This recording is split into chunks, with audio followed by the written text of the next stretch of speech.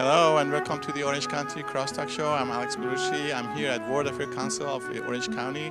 They have a special program today, and that is on Cyrus Cylinder. The title of the program is Light from the Ancient Past, Does the Cyrus Cylinder Still Speak to Us? I'm so happy to have Dr. Timothy Potts here, who is the director of Paul Getty Museum. Would you please tell us a little about the Cyrus Cylinder and the response so far you have? Well, I'll start with the response. We just opened about a week ago, and it's been fantastic. We've had great audiences already, and which we expected, but it's nice to see it. Well, the cylinder itself, I mean, the audience is because it's such an important object. It is a very important inscription historically. It marks the moment when the Persian Empire really came into existence. And it says enough about his policies of allowing gods to return to their temples and of peoples to return to their homelands to give us an indication of why he was so famous in antiquity as a very benevolent and wise and just ruler, almost uniquely so. So the significant for most American who might not know, would you please elaborate on that, please, of the Cyrus Cylinder?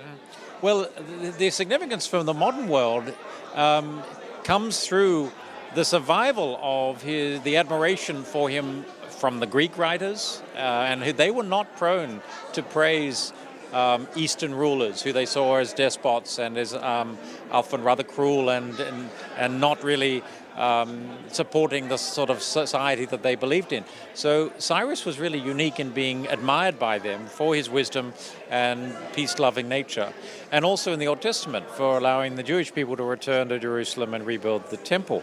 And that survives, of course, in the Old Testament. So together, the Greek sources and the Old Testament sources were known throughout history up to modern times. And of course, in this country, the founding fathers, particularly Jefferson, we know had copies of this in their library. So he was admired even in the 18th century as one of the great inspired rulers who did not just oppress his people and extract as much value out of them as he could. So this has been a model for a different way to rule an empire right up to the present day. Farhang Foundation is the sole community and financial sponsor of the Cyrus Cylinder exhibition at the Getty Villa from October 2nd through December 2nd, and we're pleased to be here tonight and congratulate World Affairs Council of Orange County for organizing tonight's event in support of that exhibition on the topic of the Cyrus Cylinder, together with the director of the Getty Museum, among the other speakers that are here tonight. How was so far the reaction? Yeah, it's been phenomenal. It opened up last Wednesday, October 2nd, to the public, and it's just been amazing reception of the exhibit. We had a community day dedicated just for the Iranian American community on Monday, October 7th, which had over 2,200 attendees. So it's been amazing, and we're getting so many wonderful responses from the community, and everybody's so excited to come see the exhibition, and also all the supporting programs that have been sponsored by Farhang and the Getty Villa. So thank you very much for your time. Thank you so much. And nice meeting you again. Thank you.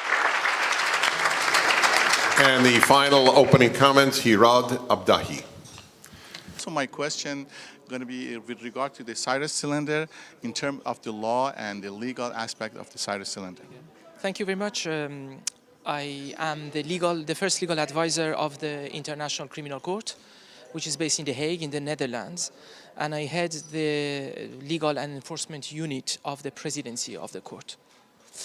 With regard to your question on the significance of the Cyrus cylinder, the cylinder has a pragmatic purpose, and it's a description of the conquest of Babylon by Cyrus.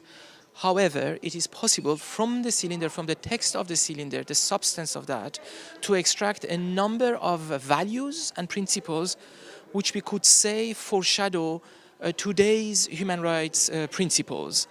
So my work has consisted of analyzing from a purely legal viewpoint the substance of the proclamation. And my conclusion was that the cylinder encompasses a number of human rights principles which, on the basis of which we could say, foreshadow the modern human rights that we use nowadays, in particular the Universal Declaration of Human Rights.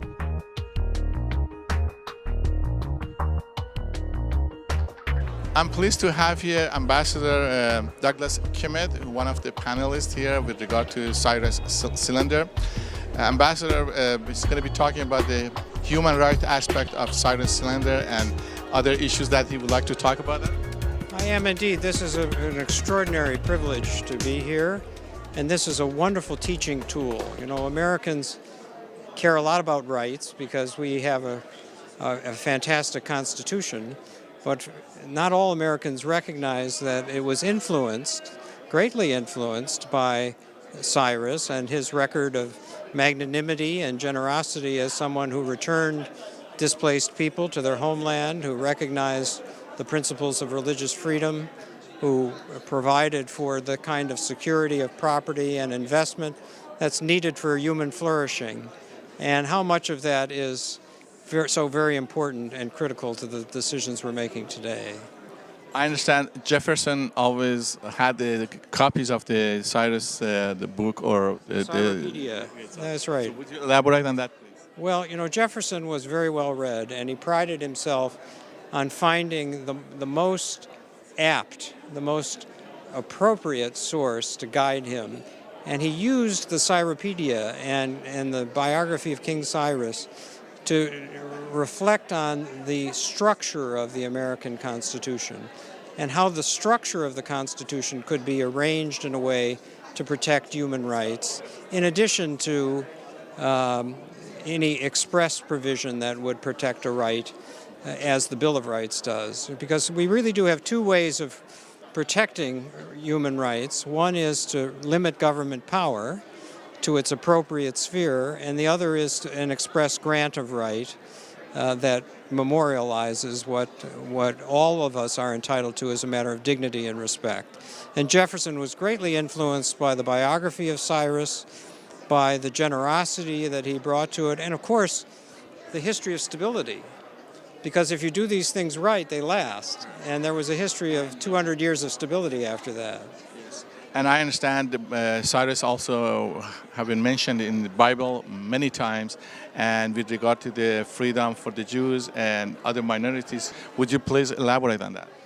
Yes, most certainly. In fact, one of the things that's so remarkable about this cuneiform document, it's not really a document, is it? It's a sculpture, is that it confirms the details of the biblical story. And by virtue of that, it is a very important object in the Judaic tradition as well as in the Persian tradition, and indeed for all of the world. This is, you know, and one of the things that touches me most about it is when I was in Malta, that's a place where people are often trying to escape from the persecution and the violence of sub-Saharan Africa, from Eritrea, from Nigeria, and so forth. Just this past week, we had this awful accident in Lampedusa where, you know, a barge teeming with people went down. Can you imagine if we adopted the policies of Cyrus throughout Europe and generously resettled the populations and made opportunities for them, what the positive good would be? One has to think about the lessons that this ancient document has for our current practices. And one of the things that we have to be a little bit humble about is how far we have to go to match the ancients.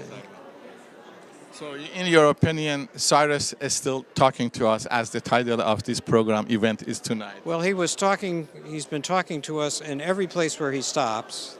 And of course, he's on to India after this, and he's been doing quite a tour. And I will tell you that this morning he talked to my students in my human rights seminar, and that in itself, I'm certain, has had a positive effect. And this teaching moment that we're experiencing in the United States, we're very grateful to the British Museum and to the Getty, of course, and the World Affairs Council to organize this. I have not had the privilege of being to Iran, but I will tell you this. Pepperdine, where I teach, has a very sizable contingent of Iranian students. And they are students that have a great appreciation for the history of Iran and will readily contribute that to classroom discussion. And of course, they've lived through peaceful times and turbulent times and uncertain times. But in all of the cases that they describe, one sees an enormous love of the people and a pride in the contributions that they have made to the world order. And one of the reasons they have that pride is very largely behind us here. Thank you very much, Ambassador Kemet. I'm looking forward to see your presentation tonight. Thank you. It's a pleasure to be with you. Thank you.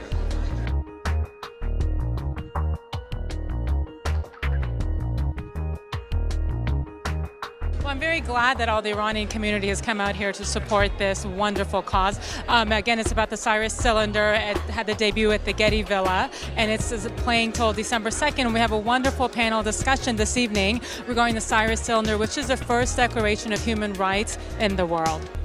Absolutely, I'd like to echo the sentiments of my sister. You know, the Cyrus Cylinder has such thousands and thousands of years of history behind it, and it's remarkable to see so many Persian Americans getting together all across America, especially here in Southern California, to discuss the importance and the significance it has in our culture and its influence here in America, from the founding fathers like Thomas Jefferson, as well as to all throughout the world.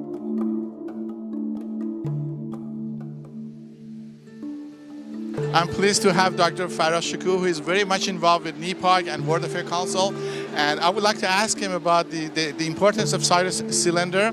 Well, one thing I can say about Cyrus was he was the greatest man in the world. I think I would consider him the originator of the liberty and the concept of freedom in the world, because what he said in his cylinder when he conquered Babylon was the concept of complete freedom, and the United States Constitution is really was followed by his definition of how he abolished slavery. He gave livelihood of people, of freedom of livelihood, freedom of religion, freedom of faith, freedom of movement. So he gave the basic concept 2,700 years ago, and that was really very unique at that time, where everybody was trying to conquer and kill people. But he actually liberated Babylon, and he sent all the Jews to their homeland, giving them 10% of the wealth of Babylon, and say, you have been enslaved here, and we're going to send you back to rebuild your culture and your synagogues with all the money that you get that you have lost during this time. So he was probably one of the unique person in the history of mankind. Well, thank you very much. I know, I just want to say for our audience, NEPOC is one of the sponsors of tonight's program, and I really appreciate your time.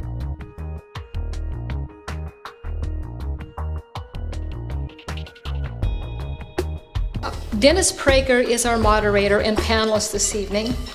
He's a very well-known, but even more importantly, well-respected syndicated radio talk show host, columnist, author of numerous books, and speaker. He holds his degrees in Middle Eastern Studies and History. He studied at the Russian Institute at Columbia, taught at that same institution. He speaks Russian and Hebrew. I have the pleasure to have Dennis Praker, one and only Dennis Praker in Los Angeles, who really did a wonderful monitoring of the panel and discussion. I want to ask you, what did you take from the panel discussion about the Cyrus Cylinder? Well, as I said, it was like having a living internet, better than the internet, to have three such knowledgeable people, thoughtful people from different perspectives, different nationalities, commenting on this great figure who should be better known, because there aren't many great figures. There are many important figures, but he is great as well as important. He's morally great. And that's what I think people took out of this. Wow, what a remarkable human being who had so much power at that time. The title of the event was, it's titled, Cyrus is Still Talking to Us. So what do you think about that? Is he really talking to us today? Well, that's the great question. He's talking to whoever will listen. This is the great issue in life, is whenever somebody says to me, after listening to a speech or reading something I wrote, you really influenced me. I always tell them, only because you were open to being influenced. 500 other people could have heard the same thing and had no effect. If we want to listen to Cyrus, then he is talking to us.